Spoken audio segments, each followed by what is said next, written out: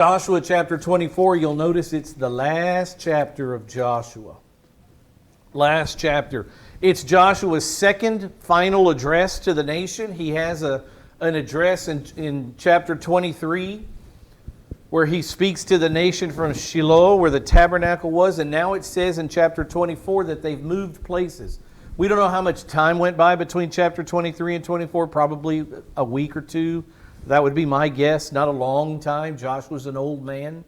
As we'll see in just a minute, he's 110 years old when he dies. So he's well over 100 years old when he's making these travels. So in Joshua chapter 24, verse 1, this is how it starts. Then Joshua gathered all the tribes of Israel to Shechem. This is the name of a city, Shechem. And called for the elders of Israel and for their heads and for their judges and for their officers. And they presented themselves before God, which is very interesting because it was Joshua who called them, but the Bible says they presented at Shechem, not before Joshua, but before their God. We see in Genesis chapter 12, we finished with this verse or another verse after or last week. I just wanted to show you this again, the importance of the city of Shechem. Of all the cities, why would Joshua summon all of Israel to this particular place called Shechem? And this is what it said in Genesis chapter 12, when Yahweh first introduces himself to Abraham, who was an idol worshiper the day before. Yahweh introduces himself to Abraham and says, Abraham, get out of here. I'm giving you a new land. Leave the idols behind. We're going to a new land. It says Abram passed through the land as far as the site of Shechem.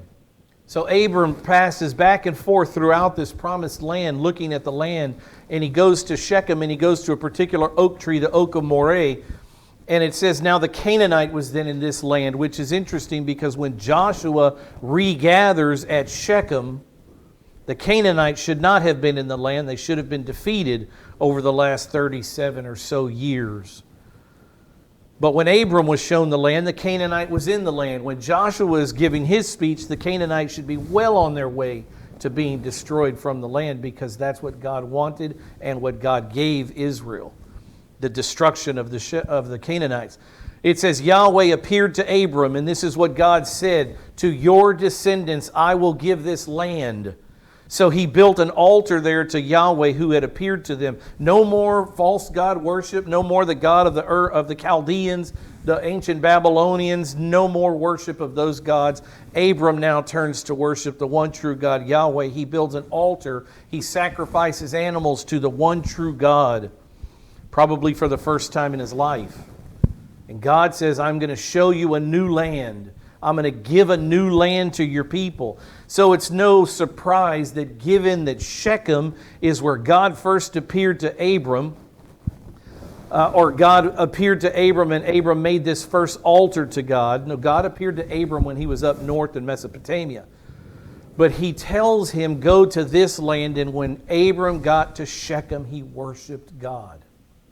And here Joshua, trying to get a commitment from the next generation of Jews to continue worshiping God, who's now given them the land and should have cleared the Canaanites out of the land. Here's Joshua going back to Shechem, a place of great importance to the Jew, so that they can confirm their relationship with Yahweh. And that's what Joshua chapter 24 is about. It's about a confirmation of the next generation of Israel, confirming their worship of the one true God. They've been in a land for almost 40 years that is filled with pagan idolatry, filled with little idols and altars and high places and Asherah poles, these what we might call a totem pole of this woman that they worship. The land is loaded with that.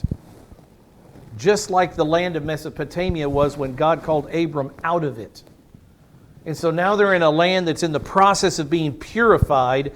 And Joshua says, worship God only the way that Abraham did right here on this dirt, right here in Shechem. I love that. I love the gravity of some locations. We'll talk a bit about the Alamo in just a minute. I just want you to think of what the Texas Alamo is to a Texan. It's an important place. It's sacred ground to us. And so was Shechem to the Jew. It was sacred ground to Israel. Before we get into too much of Joshua 24, I want to show you something that maybe you haven't heard of before. I'm not trying to confuse you. I'm just trying to give you the facts of this treaty that Joshua is going to present to Israel. There is such a thing as a suzerain vassal treaty. A suzerain vassal treaty. Joshua chapter 24. This is why I'm telling you this. You may come across this in your reading. You may hear this on videos. You may hear other pastors talk about this. But the covenant that God made with Israel is the pattern for the suzerain vassal treaty that we see all throughout ancient human history. This suzerain and a vassal would enter into a treaty. And that's exactly what Israel is doing with God. Yahweh is the suzerain and Israel is the vassal. Let me tell you what the two things mean. Who is the suzerain? He is the overlord. He's the overlord. He's the king or the ruler of an empire. That's who the suzerain is. Think of someone like Caesar in the Roman Empire. He was a suzerain over nations that weren't all Rome. They were all different nations that the Roman Empire defeated in battle. But who was the ruler of the empire? His name was Caesar. Caesar Augustus, Julius Caesar, etc., etc. Caesar was the suzerain, the overlord of his entire empire. No matter what the nationality of the vassal was, Caesar made the rules. Pharaoh in Egypt, to go back into these days, when Pharaoh defeated, it was Pharaoh who was the suzerain. It was Pharaoh who made the rules. He was the overlord of Israel or whatever other lands he took over. Ethiopia, Put, Cush, all these places. Pharaoh was the suzerain. He was the one who got to make the rules. The other nations that he had defeated were the vassals. And so they would enter into a treaty, into an agreement. The suzerain will agree to do this if you vassals agree to do this. And that's exactly what we're seeing in Joshua chapter 24. And even all the way back, I didn't present this when we talked about Exodus 20 and the Ten Commandments. But the covenant that God made with Israel in Exodus chapter 20, the commandments, the Mosaic covenant is also the pattern of the suzerain vassal human treaty. Governments have run under a suzerain vassal treaty for centuries. So who were the overlord? The sovereign was the boss, the ruler of the empire. And the vassals then were all the nations that were subordinate to a stronger nation and its king, the suzerain. We don't live in a time anymore where we have these great empires on earth. Who's the last guy that tried to create a great empire on earth? He called it the Third Reich. Adolf Hitler. He tried to take over the world. We would have lived under a suzerain vassal treaty with Adolf Hitler. Adolf Hitler wasn't the king of Austria or Poland or Italy or France. But if he would have maintained control for longer than he did, he would have entered into suzerain vassal treaty with those lesser nations that he ruled. That's what this treaty is. That's what Joshua 24 is. It's in the format of a traditional suzerain vassal treaty. This is a document. It's a written document. It's an agreement that's put down on paper, and that's what's going on here. As we'll see at the end of Joshua chapter 24, he writes all these things in a book. It becomes a document that Israel is to live by. Another couple of facts about the suzerain vassal treaty. The king made all the rules. The vassals made no rules at all. They were defeated nations. The king made all the rules. The vassals were simply to obey. Have you ever heard this phrase? Yours is not to question why. Yours is but to do or die. It would be very, very true of the suzerain vassal treaty agreement. The king makes the rules. The suzerain makes the rules. The vassal has a choice to make. Obey or die. And that's exactly what Joshua presents to Israel. You have a choice to make. Live life in prosperity, obeying the suzerain, the king, the one we call Yahweh, or choose to disobey him and live a life of death and cursing.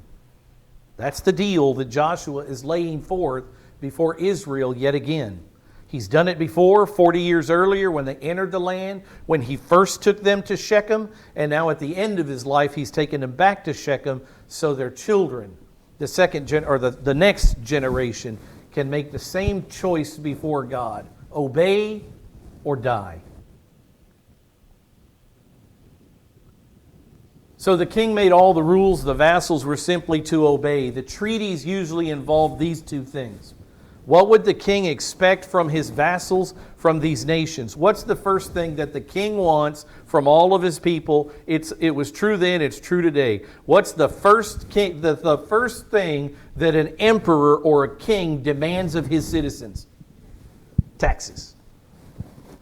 Taxes. Money. You'll support my empire. So the treaties usually required that the vassal nations pay tribute. It used to be called tribute, now we call it tax, to the ruling suzerain.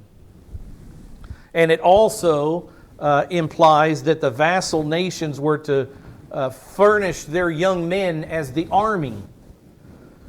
So the army would be comprised of all these vassal nations. They would give their men to the army to protect the empire. In turn, the ruling empire, the suzerain, the king, the ruler, would protect the vassal nations. So that was the deal. I'll protect you with your own sons. That's a great deal, is it?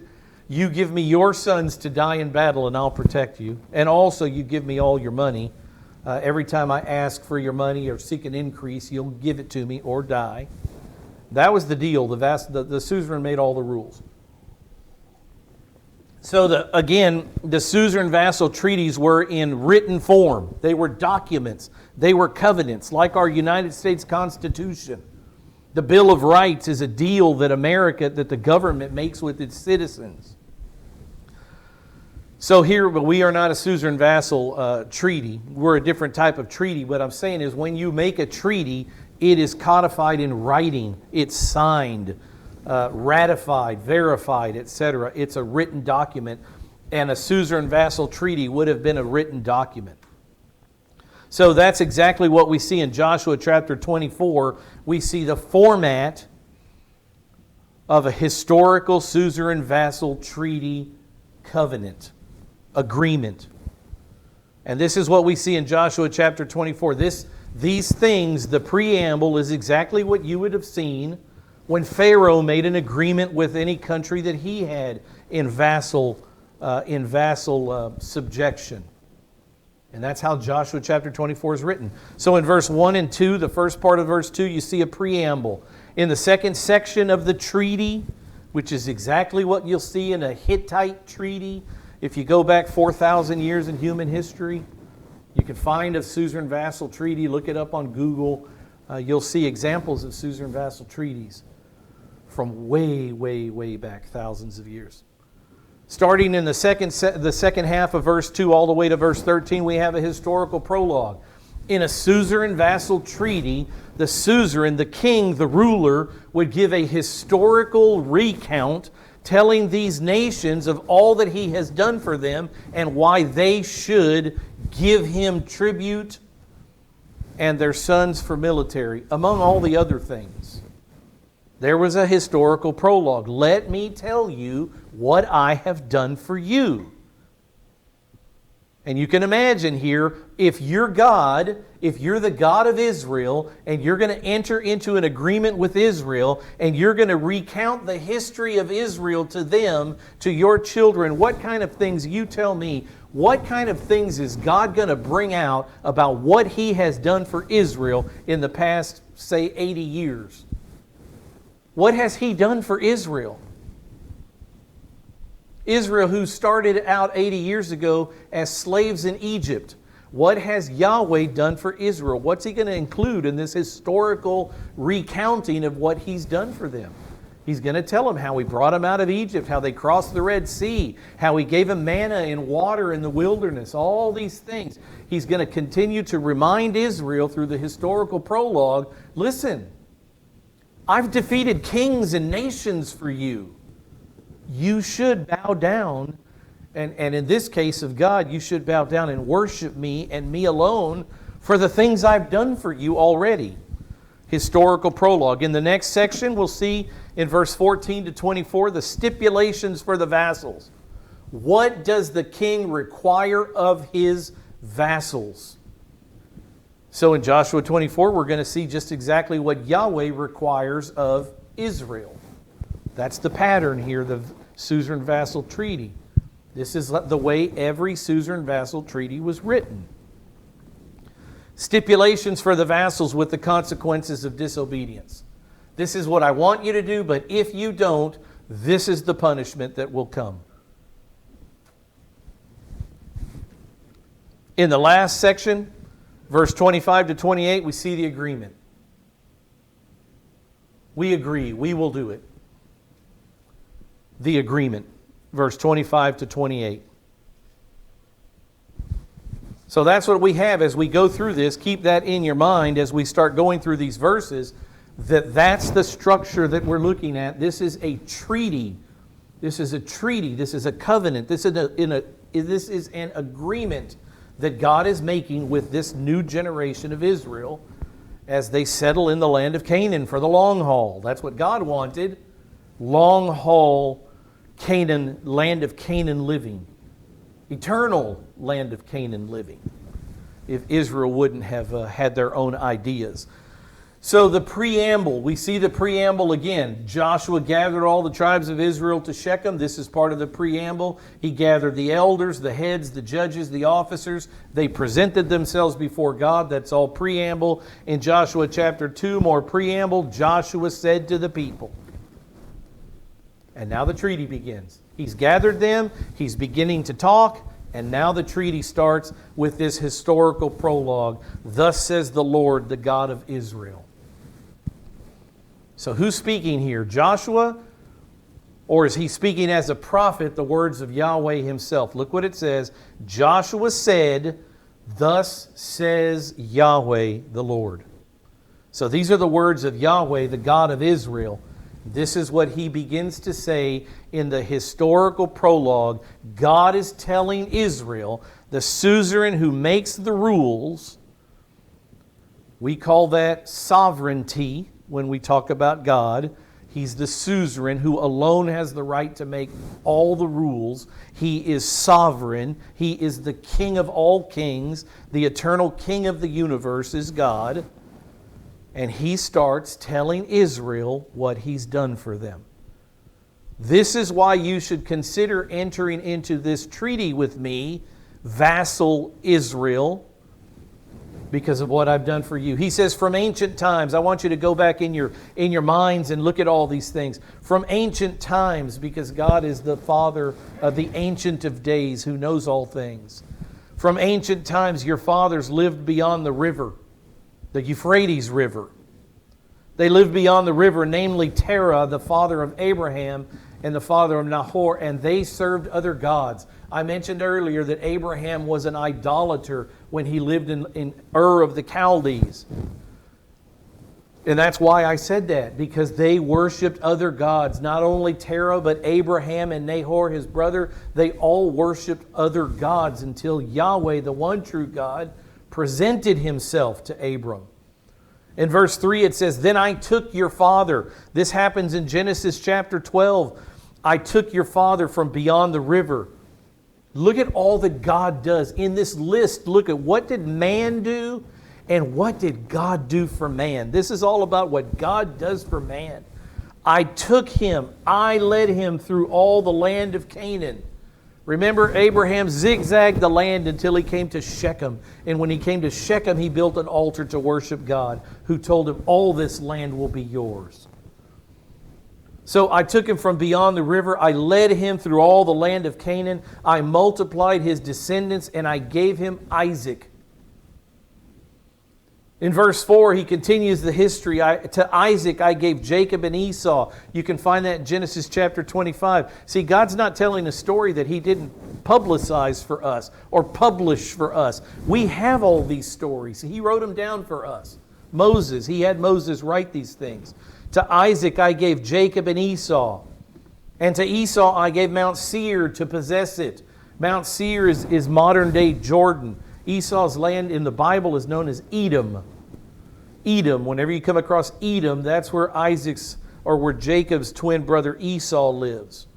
So God says, not only did I protect Israel, but I protected Abraham's child, the one that I didn't choose. I protected Esau in that I gave him a prosperous land on the east side of the Jordan River. So here you have God giving Isaac to Abraham, and then to Isaac He gives children, Jacob and Esau.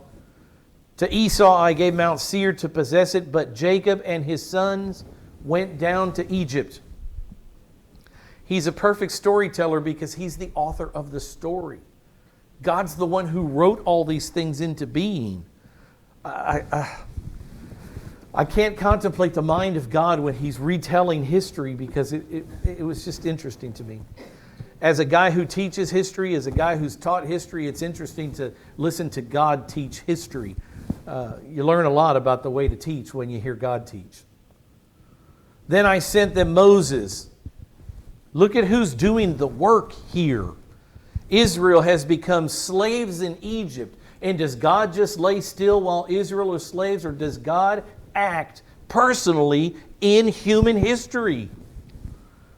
He interjects Himself into the lives of human beings. Look what He says. Then I, not Moses and Aaron themselves, I sent them. This was my idea. I sent Moses and Aaron, and I plagued Egypt. Whose high hand is at work here? Whose strength is God presenting but His own? I plagued Egypt by what I did in its sight, and afterward I brought you out. What chapter? God bringing Israel out of Egypt. Exodus chapter 12. The Exodus. When Israel leaves Egypt. Exodus chapter 12. God telling the story. In verse 6, I brought your fathers out of Egypt. I did that. I brought your fathers out of Egypt, and you came to the sea. What's the name of that sea? The Sea of Reeds. The Bible calls it the Red Sea, the Sea of Reeds. You came to the sea. Israel pursued your fathers with chariots and horsemen to the Red Sea. But when they cried out to me, I just love the way he teaches history. The focus is all on Him. I wonder when we teach the Bible if the focus should not all be on God and what He's done for man. That's how He teaches. He highlights Himself in the history of men. He highlights Himself as the one who interjects Himself into human history as the deliverer, the savior, the salvation of Israel, the salvation of men. When God tells history, the focus is on Himself. It's a beautiful little passage for a teacher. When they cried out to Yahweh, He speaks of Himself in the third person. This is God speaking. This is Yahweh speaking. But God, for whatever reason, often speaks of Himself in the third person, the way Jesus also did. So God says, when they cried out to me, to Yahweh, He, speaking of Himself, He put darkness between you and the Egyptians and brought the sea upon them and covered them, and your own eyes saw what I did in Egypt, and you lived in the wilderness for a long time. What's the length of that long time that Israel lived in the wilderness? 40 years. God just calls it a long time.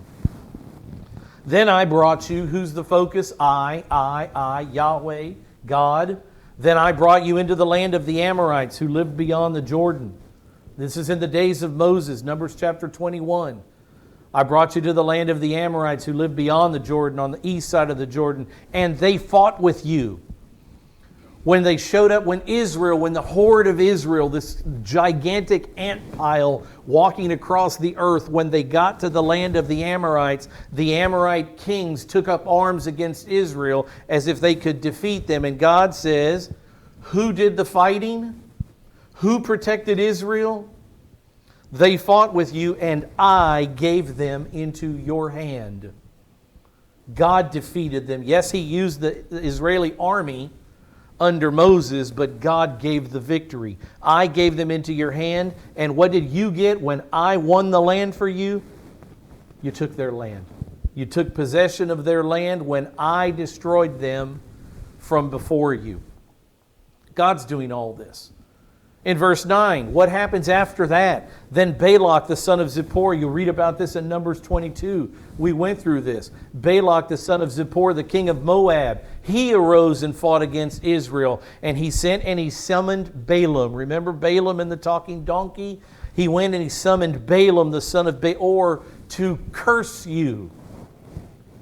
So here we have the other side of the equation. Here we have the satanic forces. Here we have Balaam being hired by a king to curse the people of God, Israel. And what did God do? Satan's risen up against Israel. And what does God do? Does he shrink back in fear? In verse 10 he says, I was not willing to listen to Balaam. It's as simple as that. Balaam wanted to curse you. Balak wanted Israel cursed. I wasn't having it. I hadn't written that in my plan. It wasn't what I decreed. It wasn't part of my plan for Israel. So I vetoed it. It's as simple as that. I said, no, it's not going to occur. I was not willing to listen to Balaam. So instead of cursing you, which is what he was hired to do, he blessed you. Who caused that? God caused that. Yahweh caused that. God caused that cursing, that desired cursing, to be blessing. And there you have Balaam blessing Israel 3 times. So he blessed you, and I. Look at all the personal first-person pronouns. I.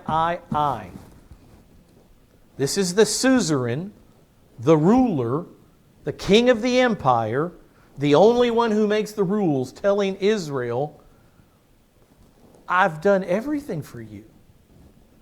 It's very different than the vassals, than what the vassals would have heard from someone like Pharaoh, who may have said something more like, I overwhelmed you at Carchemish. I destroyed your army at Jerusalem. I destroyed this there. And so you have to worship, not worship, but you have to follow me. You have to be my vassals, my underlords, and I will be the overlord. It's very different what God is telling Israel.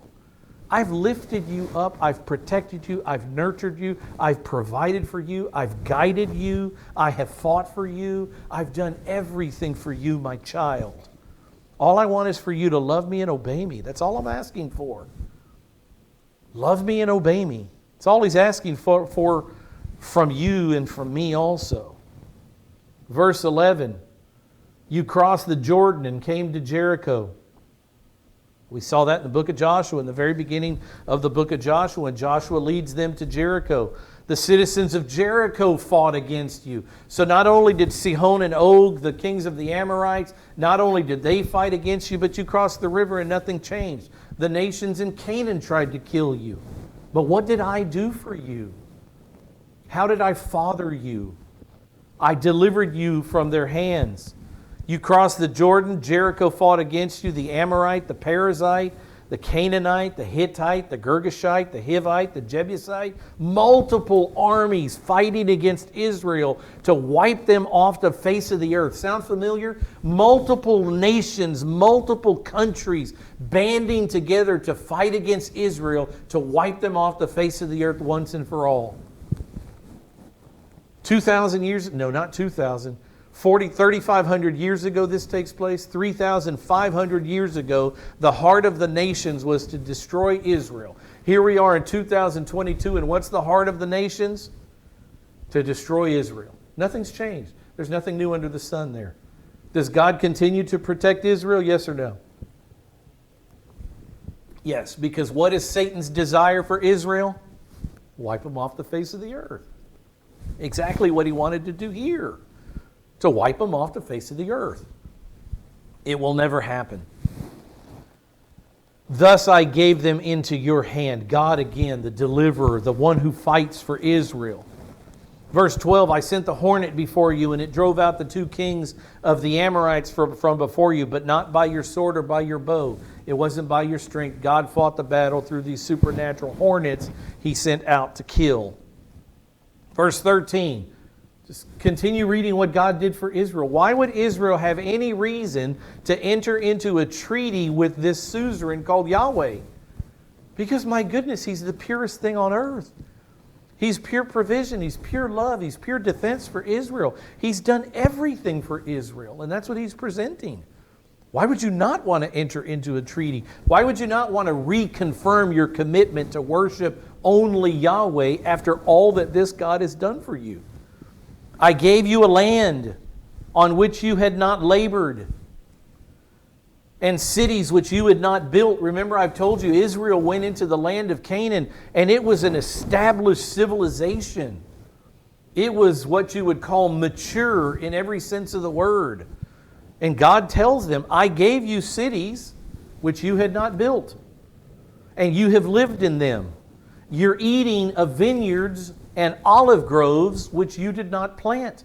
They're mature. Every year they're giving bountiful harvest. And you didn't plant those seeds.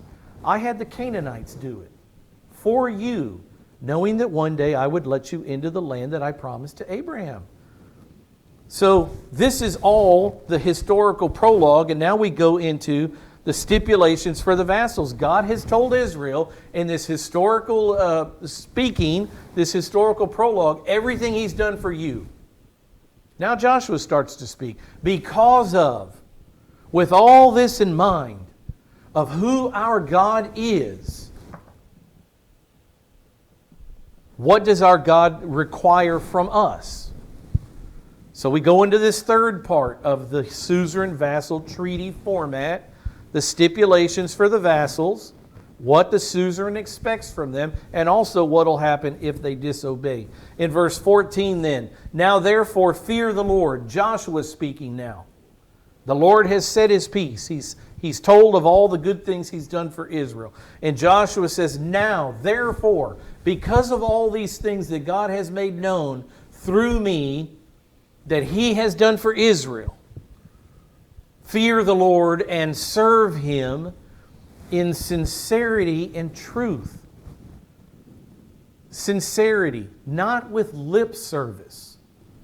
God doesn't want you to bring animals to the tabernacle to slaughter if your heart's not in it. He doesn't want you just to play out the motions of the Mosaic Law. He wants you to serve Him and worship Him with a sincere heart and in truth. You know, the problem in early Israel, when we get into the book of Judges, is not that they weren't worshiping Yahweh. Now, listen to what I'm saying. The problem that Israel had is not that they quit bringing their sacrifices to the temple. The problem that Israel had is while they were bringing their sacrifices to the temple, they were also bringing their sacrifices to the temple, to the altar of Baal, to the altars of Asherah, to the altars of Milcom, to the altars of Molech and Dagon, and all the false gods of Canaan. They weren't worshiping Yahweh only. They didn't abandon the tabernacle. What God hated about Israel and what they did in worship is while they were worshiping all these false gods, they continued to worship Yahweh and serve Him with their lips, not with sincerity and not with truth, and God hated it. And that's why when you go through the books, the minor prophets and the major prophets, and you see the history of Israel and the prophets that God sent to her, He says, especially in the book of Isaiah, stop worshiping me with your lip service. I don't want your sacrifices. I want a broken and contrite heart. I want worship. I want sincere and truthful worship. You're killing harmless animals for no reason. There's no reason to bring a sacrifice of an animal if your heart's not in it, if you're not repentant before the Lord, if you don't seek to be cleansed of your sin, if you're just doing that because you have to, like some Christians show up in church just because they have to check it off the list for today. I was there. I didn't come to worship God. I came to check it off the list because I'm supposed to go to church and I know that. So I showed up in church. Check it off the list. My legalism is assuaged. And I can move on down the road. It's exactly what Israel did. They continued bringing sacrifices to Yahweh, but their hearts were not with Him. They were worshiping the false pantheons of the land of Canaan. And Yahweh hated it. I am the Lord your God. I am Yahweh Elohim. And you will have no other gods in my presence. Don't bring any other gods into the worship with me. Don't worship me at 9 o'clock and worship Baal at 10 o'clock and go burn your child to Molech at 12 noon. That's not the agreement. The agreement was, what Joshua is presenting to Israel is fear the Lord and serve Him only in sincerity and truth, and put away the gods which your fathers served beyond the rivers. Isn't that interesting? That Joshua would have to command Israel to once and for all put away the gods that your fathers served beyond the river. In the 37 years or so that have gone by that Israel's been in the land of Canaan, living in cities that they didn't build, eating from olive trees and vineyards that they didn't plant, in all the years, the decades that have gone by in which God has provided with them, what does Joshua give us a picture into the heart of Israel? What is the heart of Israel, at least some of the Jews, as they're living in these first years in the land?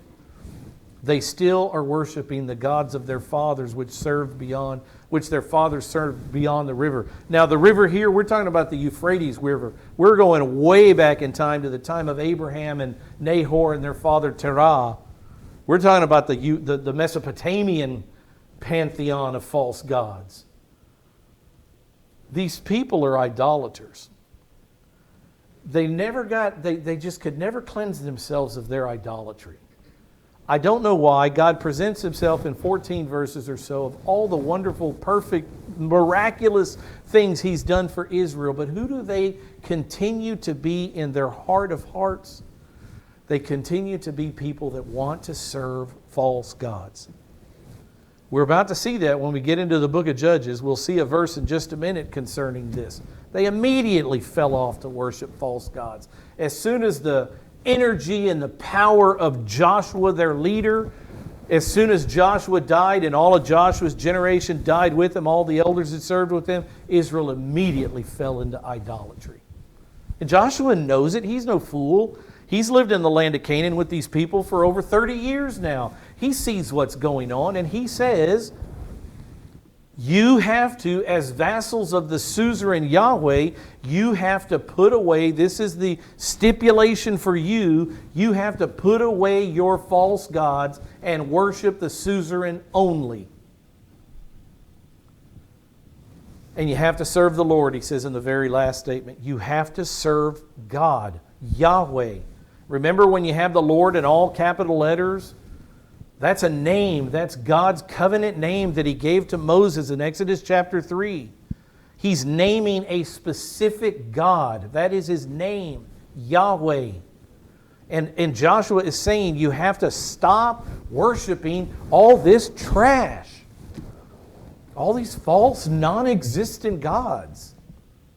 You have to worship only Yahweh.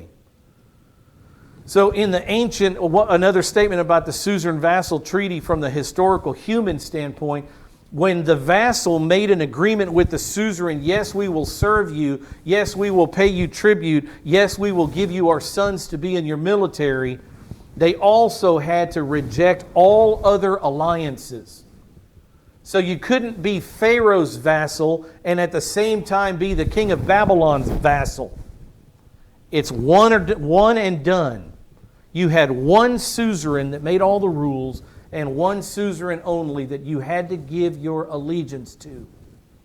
And that's exactly what Joshua is telling Israel here. You have to abandon all foreign alliances with any foreign Chaldean god or Canaanite god. You have to abandon all worship of anything else. You have to only worship Yahweh.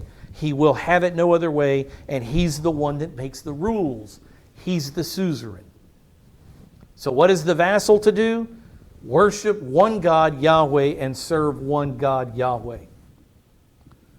So Joshua draws a line in the sand here. Joshua draws a line in the sand. On one side of the land is what?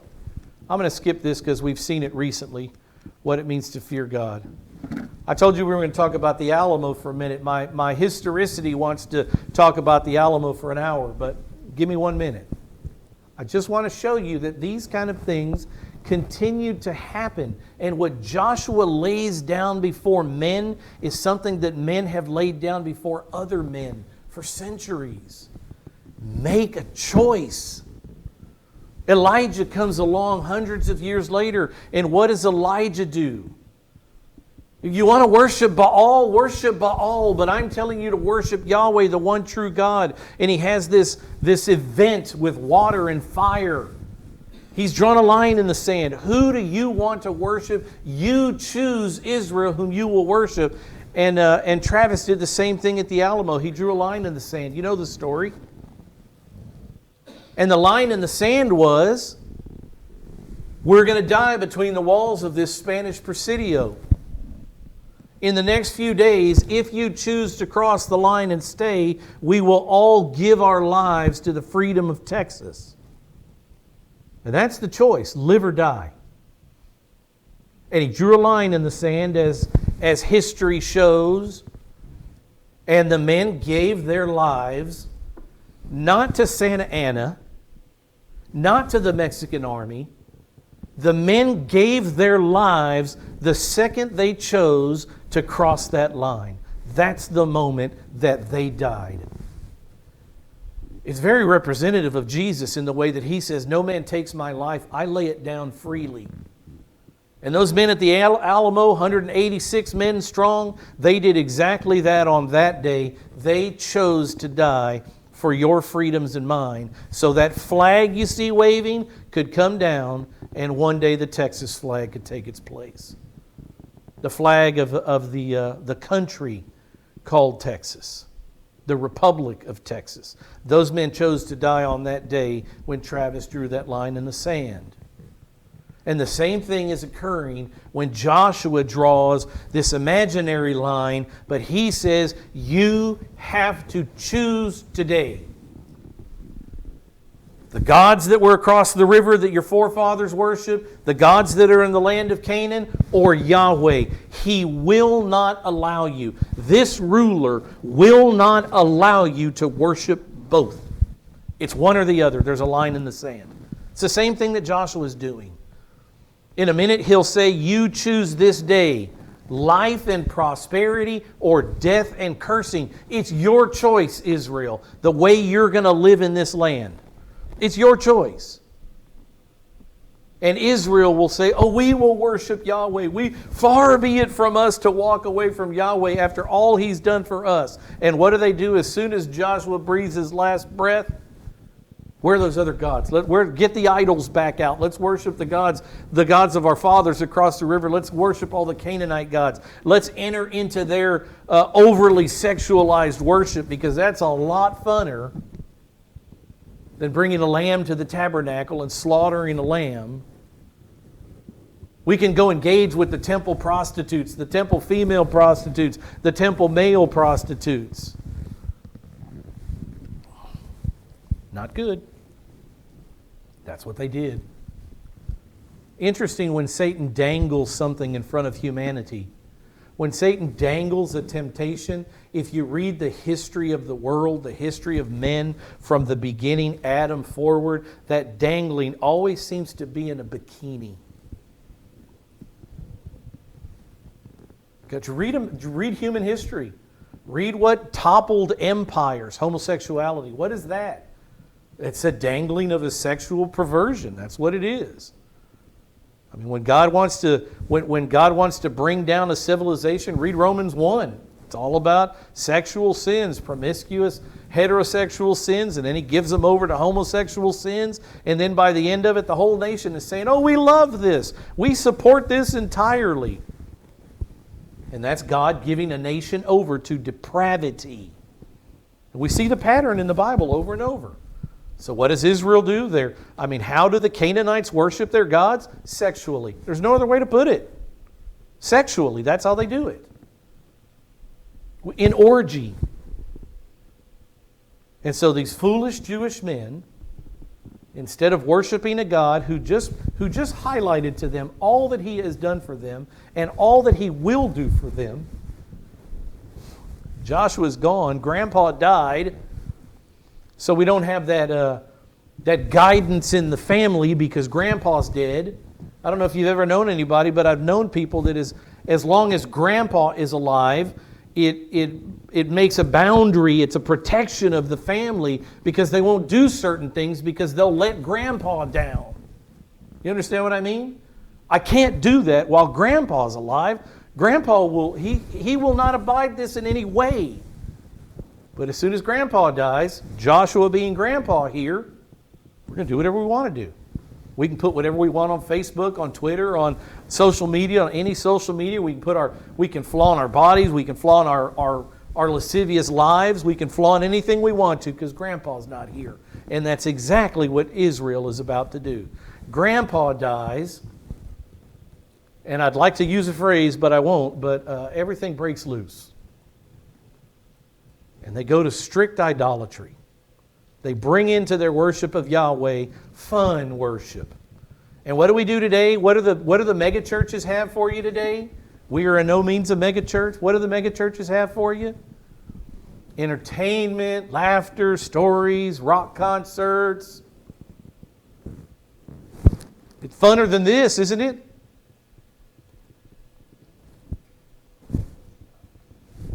It depends on who you are. But if you want to know what God wants to know and you come to a Bible church, you understand that this is the way we do it. But we're no different than the Jews. America is no different than the Jews. The world is no different from the Jews. Satan's got his little dangly out. Who doesn't want to be associated with the winning team? It's simply a human desire to be associated with the winning team. And so you got a church of 50 people or you got a church of 5,000 people, and it's just yet another human tendency. I want to go where the success is in the way that they order success and define success. I want to go where the guy's wearing a $5,000 Italian silk suit. I want to go where he has servants, where he flies around in a jet airplane. I want to be part of the people that make that jet airplane possible. I want to be on the winning team. Nothing's changed. So many temptations that humans have to be lured in by Satan. And the temptation in Israel, in the land of Canaan, the temptation for the men of Israel, was a funner way of worship. It was entertainment.